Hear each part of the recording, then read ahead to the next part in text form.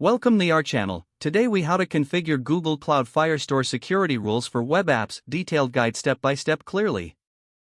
To configure Google Cloud Firestore security rules for your web app, start by navigating to the Firebase console. Select your project from the dashboard. On the left sidebar, locate and click on Firestore Database. Once you're in the Firestore section, look for the Rules tab at the top. In the Rules editor, you'll see a default set of security rules. Begin by understanding the basic structure of Firestore security rules. These rules are written in a combination of Firebase rules language and a straightforward syntax. Start with defining the rules based on your use case. For example, to allow read access to all users, write /document equals ***, allow read, if true. Alternatively, to restrict access to authenticated users, modify it to allow read, if request.auth equals null.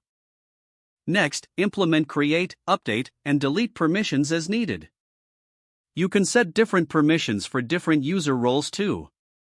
For instance, to allow only admins to delete documents, write allow delete, if request.auth.token.admin equals true.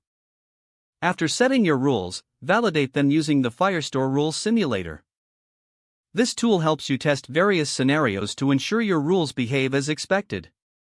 Test your rules by simulating requests with different authentication states. Once you're satisfied, click the Publish button to apply your changes. Always remember to regularly review and update your rules as your application evolves. Finally, monitor rule usage through the Firebase console for insights into how rules are being applied. Ensuring your Firestore security rules are properly configured is crucial for the safety of your web app data. If the page does not load, refresh the browser or try again in a private or incognito window. Make sure you are using the correct email address, then retype it carefully to avoid small typos. If your password is not accepted, use the reset option and create a new strong password you can remember.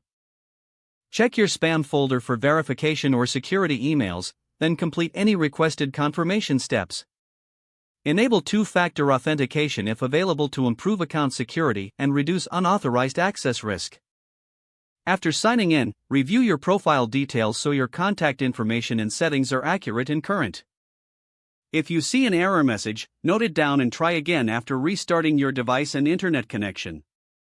Log out when you finish, especially on shared devices, to keep your account and payment information secure. If the page does not load, refresh the browser or try again in a private or incognito window. Don't forget to like this video and subscribe to our channel for more step-by-step tech guides.